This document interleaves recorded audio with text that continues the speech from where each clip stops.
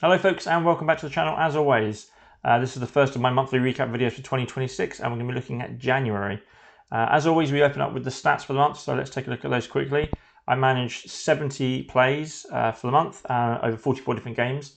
A big chunk of that came from the last day. I thought I was having an average month, the sort of post-Christmas, post-New Year lull, and then we had some friends over and we mostly played small box card games, things like Six Nimmt, Flip 7, spicy, things like that. And so we finished the night and they went home and I just looked at the stats again to sort of get ready to post the next day, and it was like 70 plays. And I think we played 16 games just on that one day, which is outrageous. But yeah, so we managed, that was across 44 different games for the month, and 8 of those games were new to us. 2 which our friends brought on that day, so the other 6 were out of our collection.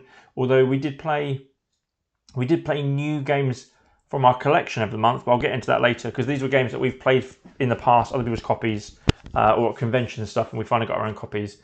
So although the games weren't new to us, the plays of our copies were brand new for January. But yeah, so that's just an overview of the stats for January 2026. So let's get on with what other highlights I've had for that first month of the year.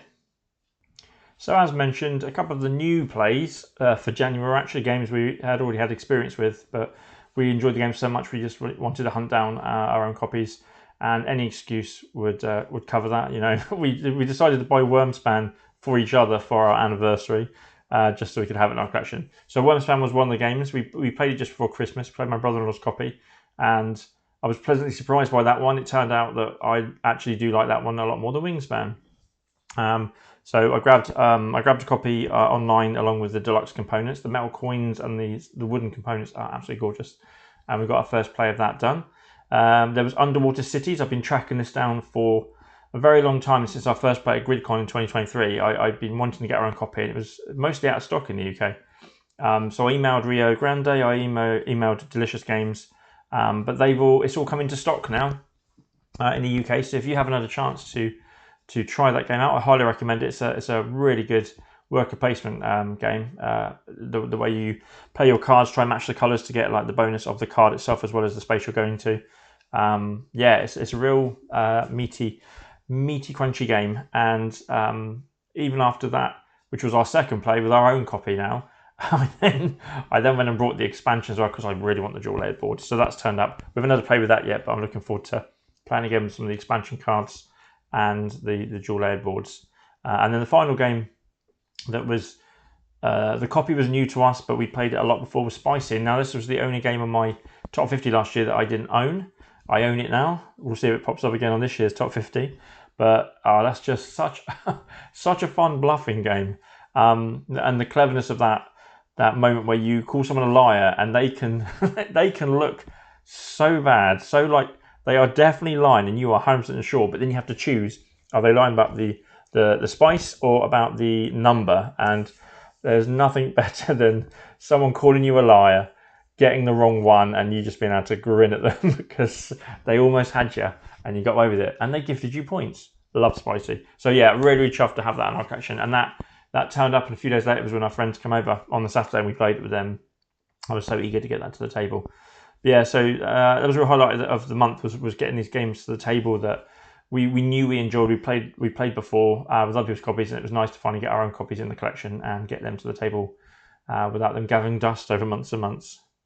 Another big highlight for January, and it's not board game, but board game adjacent, I guess, was we'd taken a break from our D&D sessions. We've been playing with our group for a couple of years now. We just finished off our Numenera campaign with a couple of our friends. So that was it was an 18-month campaign to get to the end of that. It was an absolutely amazing ending to a really fun story that we played with those friends. And but yeah, so the other friends that we normally regularly do D&D, and I was running a Land of Eden campaign for before uni kind of started getting in the way. They visited and did a D&D one-shot for us, and it was really nice to dip our toes back into that. I know not a lot of people maybe who watch the channel are as interested in D&D as they are in board games, but for me it was, like I say, an adjacent highlight. We had 3 friends who kind of went soft and played quite nice, polite characters, which I didn't plan for, because in our last campaign I was a goody two-shoes paladin, and I was running with a team of people that just wanted to kill and steal. So I thought I'd flip to go a bit darker and not realising that they would go the opposite way as well. And I ended up being the only rotten apple in the bunch. As it turned out, I was a Goblin Ranger with an attitude problem. But yeah, it actually worked out quite well. The dynamic between my character and the other three in the group was really good, and everyone got really sort of into it with their characters and that, which is sometimes for a first session of a campaign, it can be quite slow because everyone's kind of finding their feet. So I was quite chuffed at how quick, and that's, I think we had like a 4-hour, 5-hour session, but we pretty much hit the ground running, which was nice. So yeah, that was a lot of fun to get back into some D&D just while I don't have the time to do the bigger stuff and do the longer campaigns at the moment. And finally, when it comes to highlights of the month, we always try to stay on top of our new games in the collection, but something we've kind of been taking our foot off the gas with is expansions, and we've got a lot of expansions sitting around. And it's not that we don't want to play them; it's just sometimes when you had a busy day and you're like, let's get a game out. And say, for example, I suggest Seven Wonders Duel. We've had the 2 expansions for that game, Pantheon and Agora. We've had those for a couple of years now. But every time we go to play Seven Wonders Duel, it's at a time when we don't feel like we haven't got the energy to learn the expansion. We just want to get on with the game that we know really, really well. So it's always we'll do the expansion next time, and then next time the same thing happens. So although we don't have a big push on it like we do with our 52x1 challenge, which is where we try to play an average of 1 new game in the collection a week to just keep on top of the shelf of shame, as it were. We're not like focusing on expansions, but we did get quite a few played in the month. We got the Agora expansion played. I think Board Game Review UK was chatting about the game, and he'd not played the expansions, and I said, oh, which one would you try first? And I think he said Pantheon, so I said, well, I'll try the Agora one, and then we'll see what we think of it like that way. So that was quite good. It adds the sort of the politics section of the board. There's like a board that goes beneath the main track, and it's quite good because there's like an area control element where you are trying to put cubes down to control the 6 different areas, and whoever's controlling it gets to have like a little bonus power and a bonus ability that they can use. So if one of the players is getting a bit carried away with their special power that's helping him out a lot, then you're going to want to put cubes down and take the I think there's senator cards, and then there's some bad ones where I can't remember what they're called now, but you can put those cubes like anywhere, whereas the center ones you have to put them in one of the 3 wedges, something like that. But yeah, it was a nice little addition, and it kind of added some new tactics that we could use. And there was the added worry of like the military track, where you can win that game by pulling the military track one with the other and then not having to worry about in-game scoring. The politics side of things has it where if you are controlling all 6 of those sections, then you just default win as well. So it's trying to defend that while defending the military, while defending the science tokens, and then trying to get points. Yeah, that was fun. I'm looking forward to trying the Pantheon one next. What else did we do? I reviewed Mycelia, and we played that a couple of times. We'd also been given the expansion, the North American expansion, which I think is either has or is soon going out to backers. But we were lucky enough to get a prototype of that with the review copy. So for our last play of Mycelia, we chucked the expansion in, and I have to say, and you can read my review on the website. It's still up there over on the website. But I feel like, especially at 2-player, if I was ever to play that game again, if we had Mycelia in our collection, I would only play it at 2-player with the expansion. In fact, I think I would only ever play that with the expansion unless I was teaching the game to new people. I really liked the grandfather trees, and I liked the was it saplings, where you can put the cubes on, and then when you get to 3, and then you take that off and put your tree down. Yeah, I just think it adds an extra layer to the game, and it just makes it a bit sort of meatier, as it were. I don't think I'd ever want to play without that expansion. So that was really good. We did Acropolis. I bought the Athena expansion in a sale a few months ago. And Acropolis is a game that I fall in and out of love with it. There's I have bad games and I get all down about the fact that I just rubbish at the strategy for that game, and then I'll have a good game suddenly and I'll be like, oh yeah, I know what I was doing. Whether I did or not, I don't know. But the expansion adds 2 things. It adds these, so you're trying to complete a goal. So 4 goals get put out at the beginning of the game. Having like 3 yellow tiles surrounding another color tile, or in a certain way, certain patterns you have to fulfill to sort of get these contracts, as it were. and then you gain two things from that. You gain a section of the Athena statue. So each of the 4 missions, as it were, has like the head, the torso, the legs, and the feet. So you're gaining apart from that, but then beneath each of those cards that you're trying to aim for, there are a set of 4 single tiles. Now these are really useful because they don't need to have that sort of 3 area space to plonk another tile to elevate your city. You can just put the one on and get some high scores for whatever you're going for. And then the Athena tiles themselves, if you get the complete statue, if you go for all 4 of the goals, it makes your cubes, I think your the cubes you get from the quarry, I think they're worth a single point each at the end of the game. But if you get the full statue done, they're worth 5 points each, which is insane. And my wife destroyed me again because she got all 4, and I put myself into a position towards the end of the game. And if I've got a picture, I'll put it up. But I put myself in a position where I couldn't get the last pattern. There was no physical way for me to do it because of how I'd laid tiles badly before, and so I couldn't get the last Athena statue, and I scored way less than her in the end. But I really do like that expansion. Maybe I know some people worry that the completing the statue is a bit of an overkill because that's a lot of points for cubes you have left.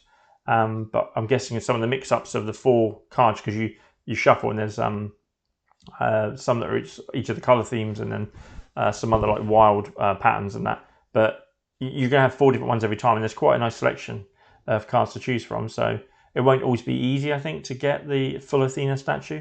But I do like the single tiles. I think that's really good. And I think there's another expansion that's just come out for it. we finally got around to playing the first expansion, and they've released a second one, which is a co-op expansion. So I'm going to take a look at that and see what that entails and if it's of any interest. And then the final expansion we played was back in the early days of me and my wife dating. She brought me Bunny Kingdom for my birthday, and she brought me Bunny Kingdom with the expansion in the sky. So this is years and years ago, and we've played Bunny Kingdom loads. We've taught it to people, and I really like it, even at 2-player. It's a bit fiddly because you have 2 decks, and I'm not going to get into it. But we'd never tried the expansion, so this one day I was like, let's just chuck that in. Oh, I've got the Bunny Express expansion as well. Let's just chuck that in. So we just went all in on Bunny Kingdom, and I would say the Bunny Express expansion, I will probably never play with that ever again. It was nice and cheap. I think it was only like £10, so it wasn't like a waste of money, but it's too fiddly. The rules are obscure, and there's so few cards getting in the deck, especially where we had the other expansion. The deck of cards we had, you're talking like this big deck of cards. I mean, we have to split it up on the table because it's too much of a tower of cards. So yeah, it was just like the chances of you getting any train cards to do anything were really slim anyway, and that's in a 2-player game. If you're in a 4-player game, you'll get your first train card. You might not see them off the rest of the game. I went in on the trains for the first 3 rounds, and then my wife, because there's a majority, you get like an extra sort of bonus to scoring if you put down the most track cards in a round of of the 4 rounds you play. And so she just did it on the last round and got loads of points for it, and it just like crippled my entire strategy of going with the rails. I just lost out right at the end there. So I don't think I'll ever play with that one. As for In the Sky, which is that kind of expansion board with the sort of the clouds and the bigger castles, I found that to be a mixed bag. I didn't like dividing up the regions, so having the main board and then the sub board, and then there's a rainbow bridge that you can use to connect to the main board, so you can have like one fife joined together over both the sections. But if you don't get the rainbow bridge, if that doesn't come up in the game, then it just doesn't happen. But you don't know it's not going to happen until the end of the game. And then the blue towers, the blue. They've got a funny name for them, but they're like the villages, the towns, the cities. It's like the next stage up, and they've got 5 towers on them. But there's a weird thing where if the amount of towers from other buildings in that 5 are greater than 5, then you don't score with the blue towers. They have to be less. So anything with the blue towers on them scores a maximum of 5, or you ignore it. And it's just a really weird. Because there's not many of them, so you think that's like that's like the next level of building you can put down. It's going to make your score even better, but it's like no, there's a ceiling to it. So I think I would only use expansion if we ever played with 4 or 5, maybe. But I wouldn't want to play In the Sky again at 2. I think that the base game with just that 10 by 10 board is absolutely perfect for 2. So yeah, that was it was nice just getting some expansions to the table, and it's made me start to look around the collection and eye up some other games that we've not really dabbled in with the extra content. Because as we know, board gamers, we get hooked and we sometimes buy expansions early on when the game's in our collection, just because it might go out of print or something like that, and we won't be able to get the choice to play it again. So yeah, there's still plenty of expansions to get through this year, and hopefully we'll continue to do so. And with the main highlights out of the way, let's get into my top 5 plays of the month. And as always, this isn't my sort of most played games and my highest rated games. This is just 5 game experiences that really stood out from amongst everything we played. Like I say, 70 plays of the month, but these 5 were sort of my highlights of gameplay. So at number 5, we have Siege of Valeria. I absolutely love the Valeria games. You can see them over my shoulder. And Siege is the only solo only game from the series, and it's one of my top 3 games from all of them.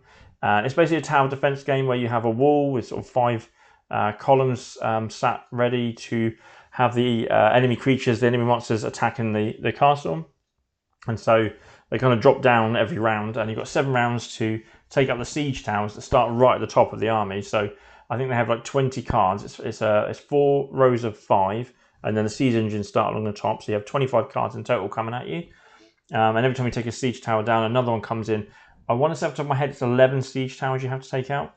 But you get sort of special cards that can help your walls and give you abilities and protect you. But yeah, you're just rolling dice. And then each of the attackers has a dice value using either the normal strength value or strength and magic. So you've got some red dice and blue dice. If you're familiar with the Valeria games, you'll recognise all the symbols and the resources that this game uses.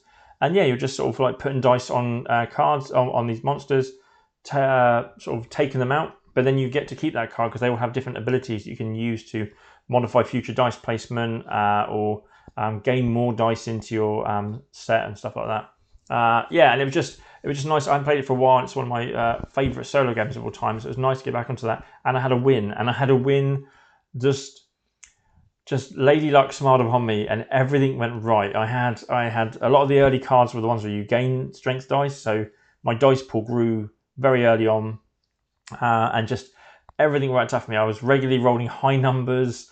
The siege engines, they have like negative effects that kick off at the beginning of every round, and they just were always in the wrong place to really affect me, or I had cards that could block them. It was like the perfect game of Siege of Valeria, so that was a lot of fun. My number 4 is we played a game of Vantage. It was our first play of that for 2026. It was just that game. I've explained before, I'm one of the people that loves. It's a Marmite game, but I'm on the side of really loving Vantage. And this play we had it just displays what I love about the game, and that was I found more things in the game that I didn't even know were in there. First of all, my second location I moved to, and I'll definitely put a picture of this, but I found Batman. Not even kidding. There's just this sentient stood in front of me, and it just looks like the Dark Knight just stood there. But behind him was basically the equivalent of Hogwarts. And I found a whole magic system in the game that I wasn't even aware of. So much so that we completed our main quest, and I was actually sad because we've been playing for like an hour and a half, and we completed our quest. And my wife looked at me and she goes, "Cool, so we're done with the story." And I was just like, I don't want to go. But it was late, and so I didn't really have a leg to stand on there. We packed it all away. But yeah, it was amazing. I mean, every time I play that game, I find something new. I find like a new creature that I can befriend, or find a new quest that just gives amazing rewards. And I know it's all resettable and you're starting again, but it all stays with you play after play. And if I ever stumble on those again, I'm going to have so much fun with it. Yeah, Spell was really cool. Number 3 for January was a little card game called Sneaky Goose. Now, this was a game that our friends brought around, and we played as a little filler between some other things on the Saturday just gone. I didn't know what to make of it. Our friend pulled out a small box, a bunch of a deck of cards with just a goose on the back. There's just white cards with goose on the back, and then some silly goose pictures on the front with numbers. Didn't know what to make of it, but it turns out it's an amazing game. So Sneaky Goose is you are given 4 cards in a 2x2 grid in front of you, and the 2 nearest you are allowed to peek at and look at their values. Now the values run from, I think, -1 to 14, and the aim of the game is that when the end of the round is triggered, more on that in a moment, but when that's triggered, is for you to have the lowest score. Now this reminds me a lot of a game called Sky Joe, where you are kind of flipping cards over, but you can't see all the values of your cards, so you might be giving things away to other players, but you're trying to get the lowest value of your card total at the end of the round, and that's triggered by a person making the decision to make it the end of the round. That's the key thing there. And Sneaky Goose is the same. If you think the value of your cards is lower than anyone on the table, at the beginning of your turn, honk, and that's the end of the round, then everyone's revealed.